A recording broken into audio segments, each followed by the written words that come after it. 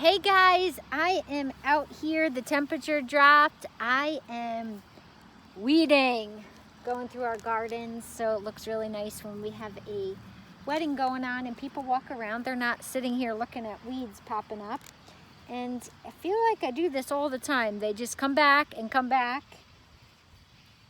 they just show up out of nowheres. So my mission tonight, weeds. Weeding.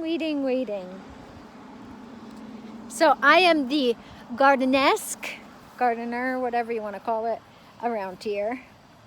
So I like to wait till the evening when everything kind of cools down.